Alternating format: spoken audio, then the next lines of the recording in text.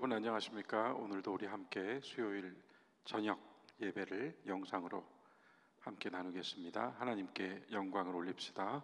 다 함께 기도함으로 시작하겠습니다.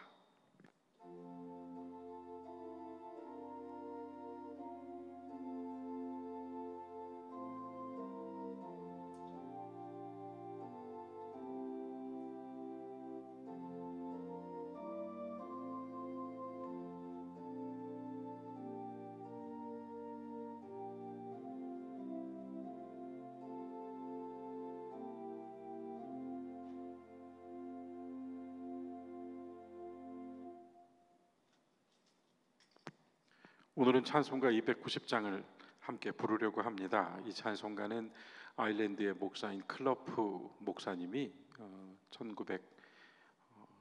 1800년대 후반부터 1900년대 초반까지 사셨는데, 그 목사님께서 큰 슬픔 가운데 아들 넷을 모두 딸 넷을 모두 잃고 큰 슬픔 가운데 있던 중에 하나님의 말씀으로 일어서면서 만들었던 찬송이에요. 우리가 그런 그 어려움과 시련과 슬픔과 불행 가운데에서도 하나님을 찬미하는 것, 우리가 욥기 1장을 보면은 그 욥기에서 욥이 그렇게 어려움을 당했을 때 그가 하나님께 범죄하지 않았다라고 말씀이 나오는데, 그 말씀의 구체적인 내용으로서 욥이 하나님을 찬미했다고 합니다. 과연 우리가 그런 어려움 속에서 하나님 찬미할 수 있을까요? 오늘 290장 클러프 목사님의 이야기로서 뿐만 아니라 또 우리들의 믿음의 자리에서 이제 곧 명절인데요, 우리 전통적으로 우리가 지내왔던 정월 초하루, 음력으로 말한다면 한 해의 마지막 주간이죠. 또 한 차원에서 우리에게 연말과 또 새로운 해의 시작을 갖게 하는 우리의 문화이기도 하지만, 이것이 또한 이렇게 문화로 자리 잡게 되기까지 또 하나님의 섭리가 있지 않겠습니까? 두 번 연말을 보내고 두 번 새해를 시작하는 것, 우리가 벌써 양력으로는 한 달이 거의 다 돼서 처음 결심이 또 어느 정도 진행되고 있는지 다 알 수 없는데요, 그런 자리에서 다시 한번 힘을 주시는 하나님의 위로를 얻기 위하여 이 찬송 같이 불러보면 좋겠습니다. 290장 우리는 주님을 늘 배반하지만, 함께 합시다.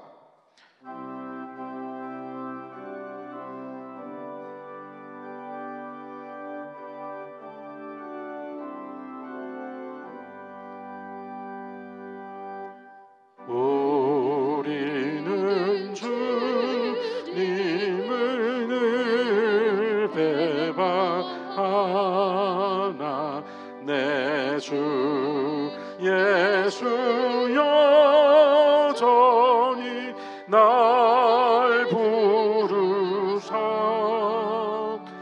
그 참되신 사랑을 베푸시나 니네 형제여 주님을 곧 따르라.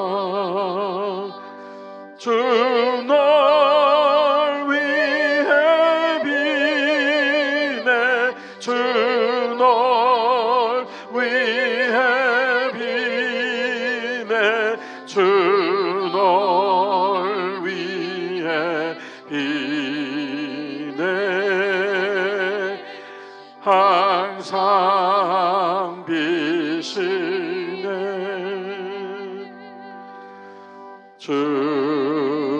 주께서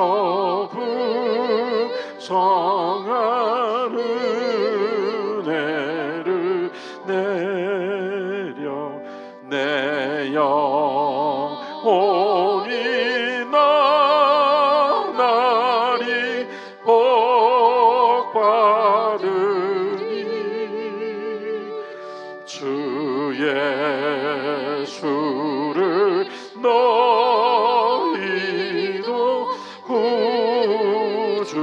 주로 섬겨 곧 따르면 풍성한 복 받겠네. 주 널 위해 빛내 주 널 위해 빛내 주 널 위해 빛내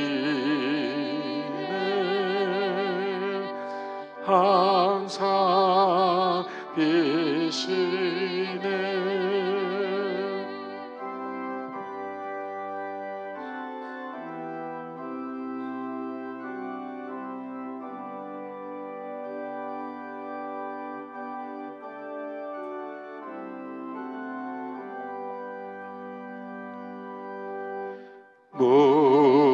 무거운 짐지에 타는 인생 주께 돌아와 곧 쉬어라. 내 주 예수 너희를 돌보실 때에 참 복락과 위가 넘치겠네. 주 널 위해 빛내 주 널 위해 빛내 주 널 위해 빛내 항상 빛이네.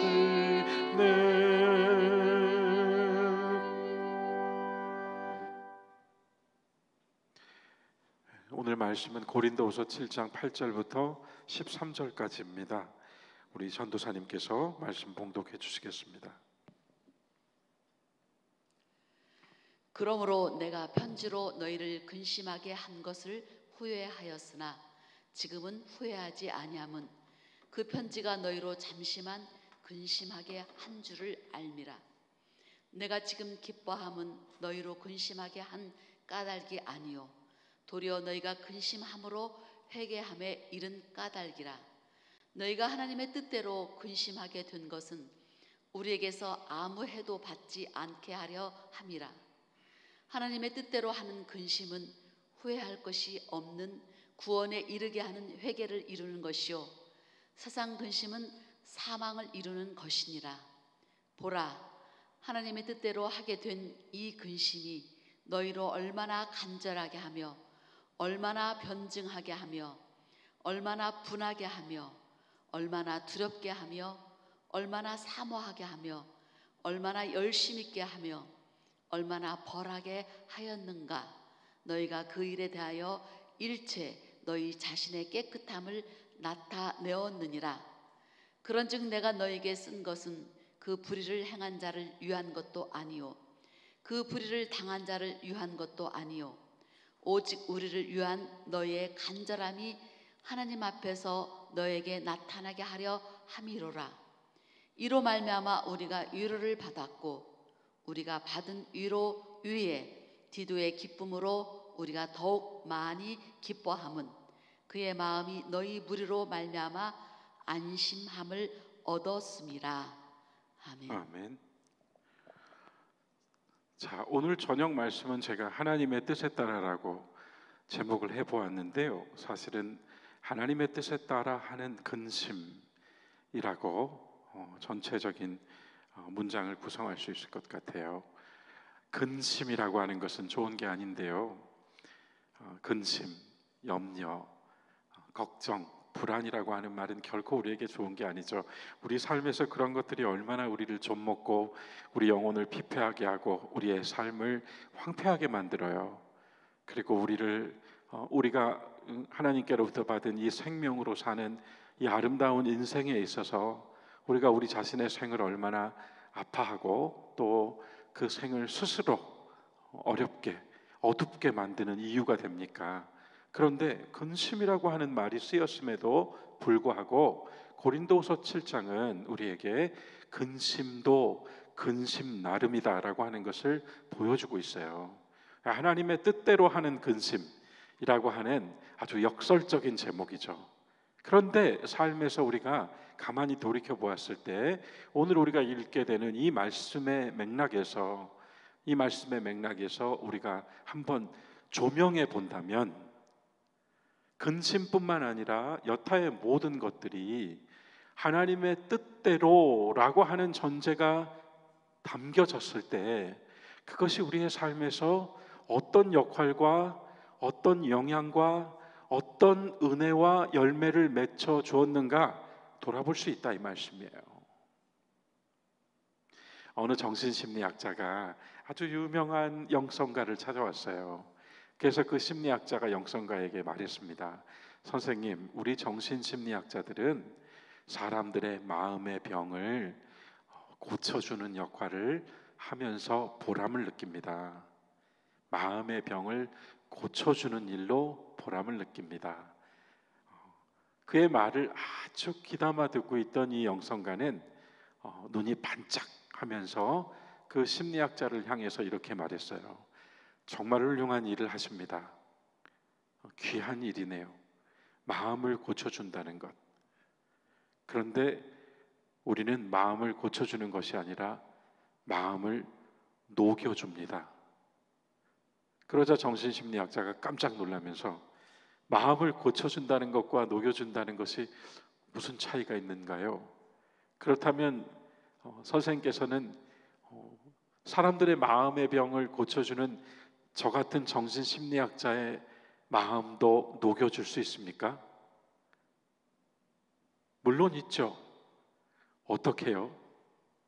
그러자 이 영성가는 그 심리학자를 향해서 이렇게 말했대요. 생각의 감옥에서 나오셔서 감각의 세계로 들어가십시오. 생각의 감옥에서 나오십시오. 그 많은 생각들에 울타리 쳐져버린 감옥 같은 그 생각의 고리들로부터 벗어나십시오. 하나님께서 우리를 창조하셔서 어머니 뱃속에서 나와서 어린 생명이었을 때부터 하나님은 이미 우리에게 보시기에 심히 좋았던 인생을 허락해 주셨잖아요. 하나님 우리에게 주신 생명으로 충분했기 때문에 보시기에 심히 좋았다고 하셨잖아요. 고차원적인 사유나 아주 특별한 지식이나 어떠한 재능을 갖춘 것이 아니라 그냥 태어난 그 아이의 모습에서 이미 하나님은 심히 좋으셨잖아요. 하나님은 이미 우리 안에 모든 것을 담아주셨잖아요. 그분의 형상과 그분의 속성을 만들어 주셨잖아요. 우리가 가지고 있는 감각들, 눈으로 보는 것과 귀로 듣는 것과 입으로 말하는 것과 또 손으로 만져보는 것과 피부로 감촉하는 것과 이 모든 감각의 영역 안에서 우리는 이미 삶을 영위하잖아요.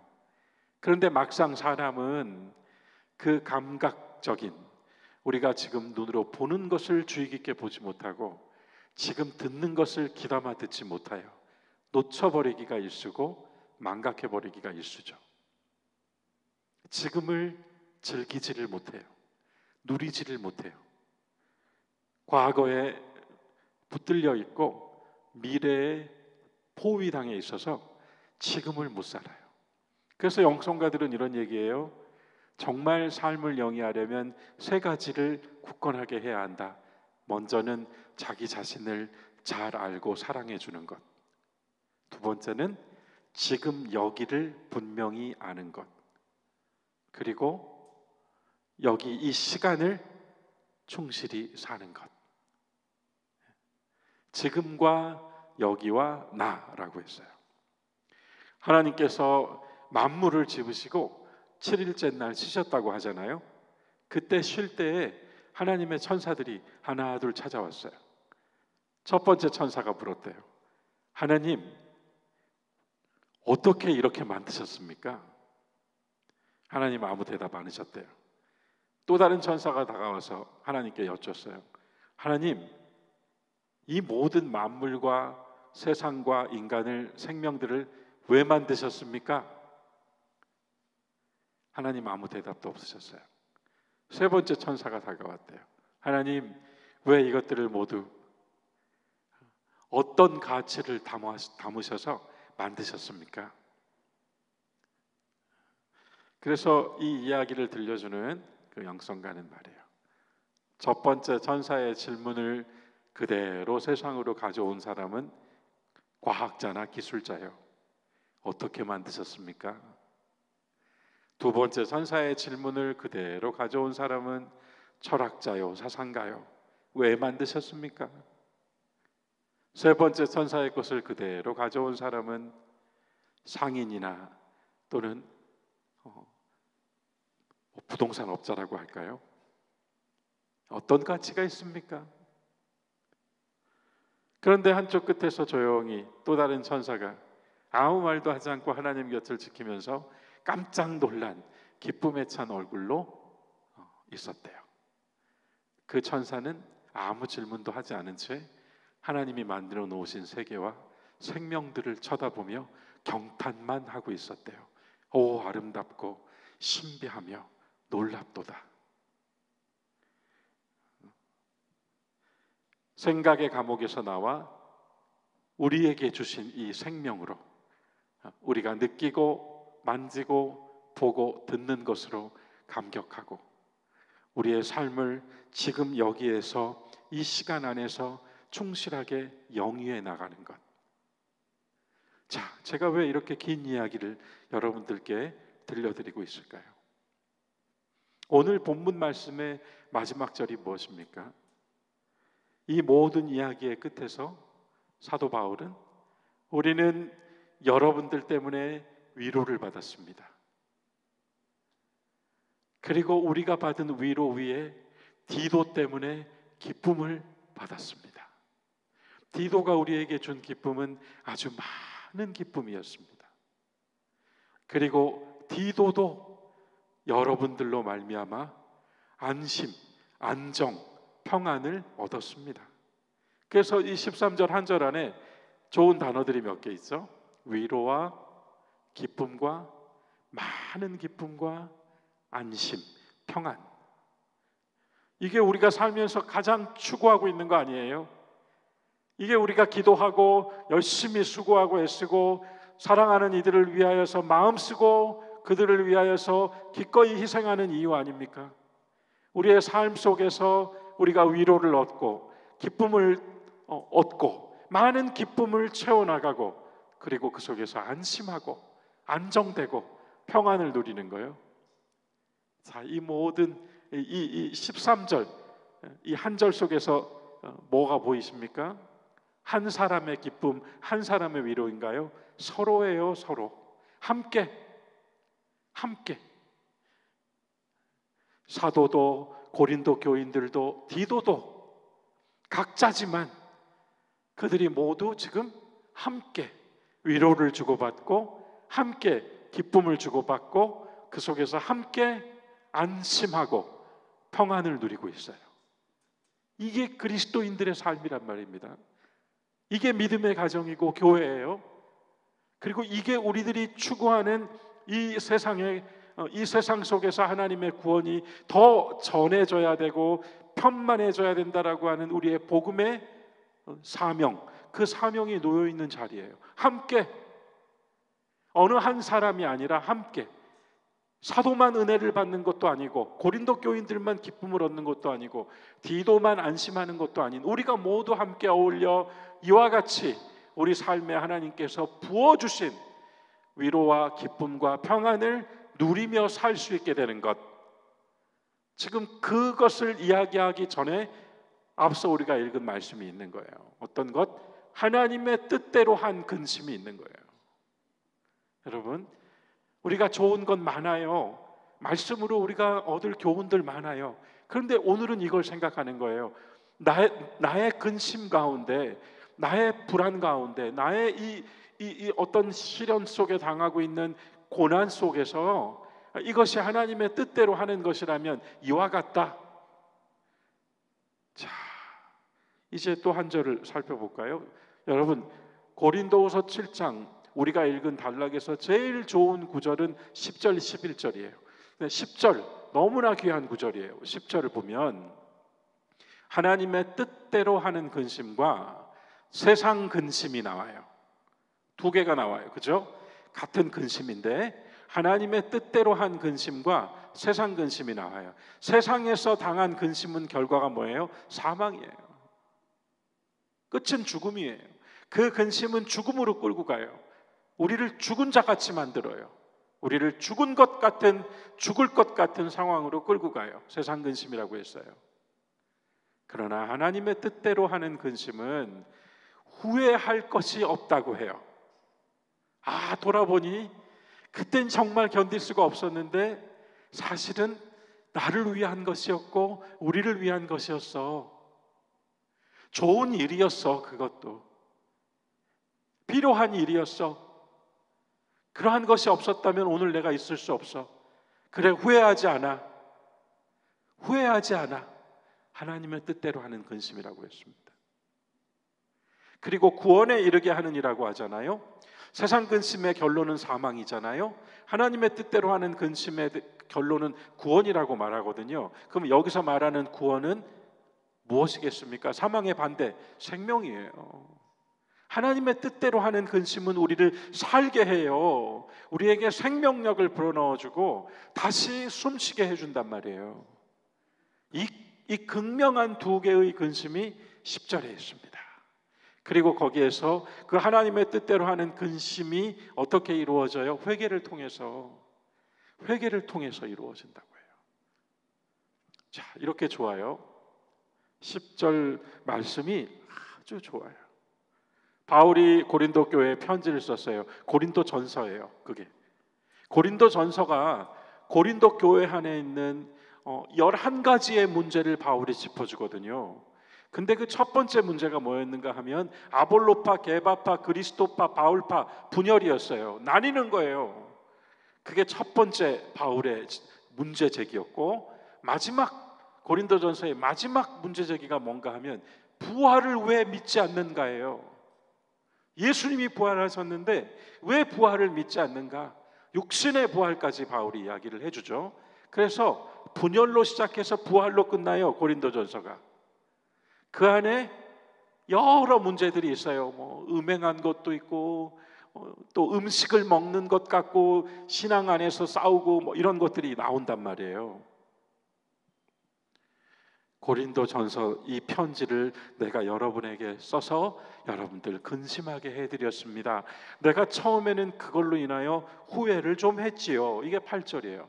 그러나 지금은 후회하지 않습니다. 지금은 후회하지 않습니다. 왜냐하면 자, 8절 말씀 한번 볼까요?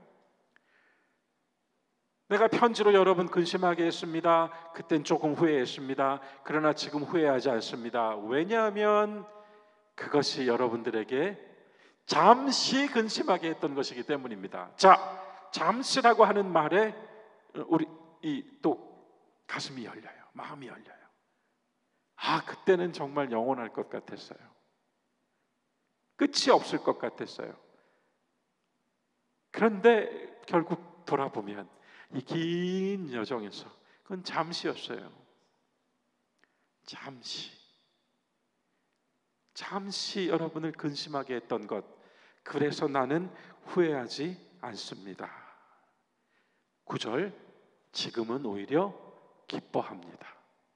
왜냐하면 내가 그렇게 여러분에게 보낸 편지를 여러분들이 읽고 여러분들이 근심한 걸로 끝난 것이 아니라 회개로 나아갔기 때문입니다. 하나님의 뜻대로 근심하게 된 것은 아무 해도 우리에게로부터 받지 않게 해 주었습니다. 그래서 이 7장 9절 8절 9절 이 말씀에서 우리는 바울의 고린도전서 이야기가 전제되어 있습니다만 고린도전서 이야기로만 묶으면 안 되고요, 우리의 모든 종류의 그 근심들, 걱정들, 우리의 생각들, 우리는 그걸 결코 감옥이라고 얘기하고 싶지 않지만 실은 우리를 가두어 버렸던 생각들, 감옥, 생각의 감옥, 그 생각의 감옥에 갇혀 지냈던 시간이 그리 길지 않았습니다. 그리 길지 않았던 이유는 그것을 가지고 나와서 하나님 앞에서 다시 회개하고 하나님을 의지하여서 해결해 나가려고 하나님을 붙들었기 때문이에요. 그래서 오히려 이것이 사도에게 기쁨이 되었습니다. 그러면서 10절이 나온 거예요. 하나님의 뜻대로 하는 근심과 세상 근심. 자, 11절 말씀, 제가 아까 귀한 말씀이라 그랬죠. 여기에 뭐가 나오냐면요, 우리 표현으로 정말 이거는 문어체가 아니고 구어체예요. 우리가 입으로 하는 표현이에요. 얼마나가 7번 나와요. 한번 여러분들 기억을 돌이켜 보세요. 돌이키고 싶지 않은 기억이 있을 수도 있겠죠. 어려움 당했던 기억이 있을 수 있어요. 벗어나지 못할 것 같았던 근심이 있었어요. 그러한 것들이, 다시 11절, 그러한 것들이 얼마나 그 당시에, 그 바울은 지금 잠시만이라고 했죠. 그 잠시, 그때는 잠시가 아니라 영원이었다니까요. 그게 끝도 없을 줄 알았거든요. 그 속에 있는 동안 얼마나 하면서 7가지를 사용했어요. 얼마나 간절한 마음이 들었던지, 괴로워서, 그죠? 괴로워서 나오려고, 벗어나고 싶어서 얼마나 간절했던지. 두 번째, 얼마나 변증, 아니야, 이건 내가 잘못한 게 아니었어, 이건 내 문제가 아니었어, 나 때문이 아니야, 이건 분명 이유가 있을 거야, 얼마나 변호를 했던지. 세 번째, 얼마나 분했던지. 내가 왜 그런 실수를 했을까? 내가 왜 그런 과정을 걸었을까? 내가 왜 그리 나갔을까? 내가 왜 거기에 발목 잡혔을까? 얼마나 분했던지. 그 분함이 외부를 향하여, 타인을 향하여도 있겠지만, 여러분 오늘 이 말씀 얼마나 7번은 나 자신을 향하세요. 나 자신을 향하세요. 그래야 내 안에서 바로 여기가 회개의 지점이었고, 이것이 하나님의 뜻대로 하는 근심이 될 수 있는 길이거든요. 다른 사람, 세상 탓으로 가는 것이 아니라 나 자신으로, 내가 그때 얼마나 간절했던지, 내가 얼마나 내 속에서 수많은 이야기들을 하면서 변호했던지, 내가 얼마나 거기서 나 자신을 향하여 분하게 여겼던지, 동시에 분하기만 했어요. 얼마나 두려웠던지, 무서웠던지. 그리고 또 그 속에서 그 어려움 속에서 또 어떻게 해요? 내가 여기서 벗어나게 된다면, 내가 정말 이 일을 끝내게 된다면, 내가 이제 이 상황에서 자유로워진다면, 해방된다면 난 이제 이렇게 할 거야. 얼마나 사모했던지. 내가 정말 하나님 잘 믿고 내가 정말 사람들에게 사랑 베풀면서 진실하고 정직하게 살아볼 거야. 얼마나 사모해요, 그런 삶을, 고상하고 아름다운 삶을. 그래서 이 7번 얼마나에는 죄가 있어요. 그러한 속에 붙잡혀 있을 때 얼마나 사모했던지, 또 그걸 해결해 보려고 그 다음 얼마나가 뭐예요? 얼마나 열심을 다했던지, 발버둥 치고 애를 쓰고 사람들과 협의하고 상의하고 고민을 이야기하고 얼마나 열심히, 그리고 마지막으로 얼마나 벌을 받았던지. 7번의 얼마나가 있어요. 7번의 얼마나에 대해서 여러 해석할 수 있어요. 그거를 각각의 한 단어로 풀어가지고 하나님의 공의에 의해서 벌을 받고, 하나님의 어떤 그 은혜를 사모하면서 그것에 열심을 다했고, 하나님의 구원을 바라면서 그것에 대하여서 사모하였고, 이렇게 표현할 수도 있습니다만, 아까 제가 서두에서 말씀드린 것처럼 우리가 우리를 억압해버린 생각의 감옥에서 나오기 위하여, 나의 인생에서 여전히 나를 붙들고 있는 그것을 향하여 오늘 이 말씀을 적용해 보세요. 저는 어떤 조언자의 말도, 어떤 어떤 조언의 글도, 어떤 위로의 말과 글도 이 말씀을 따라오질 못해요. 하나님 말씀, 바울 사도를 통하여서 우리에게 주신 고린도후서 7장 말씀을 따라올 수가 없어요. 사람이 멈춰서서 호흡을 가다듬으며 지나온 것들에 대하여서 7번 얼마나를 외치고 거기서 하나님 앞에 다시 회개하고 새로 출발하는 마음을 가질 때 하나님의 뜻대로 한 그 근심이 마침내 위로와 기쁨과 평안으로 간다라고 하는 이 말씀 이상의 조언을 들을 수가 없어요. 이래서 하나님 말씀이에요. 7번에 얼마나, 혹여 어떤 사람은 가슴을 때리며 얼마나 할 수 있는 그 7번의 얼마나를 통과해요. 비로소 하나님 앞에, 이 11절 말씀에 보면 이렇게 나오잖아요. 너희가 이 7번 그래서 너희의 깨끗함을 나타내었느니라. 이게 단지 내가 아무 죄가 없어요, 나는 결백해요, 그걸 나타냈다는 게 아니에요. 7번의 얼마나를 외치며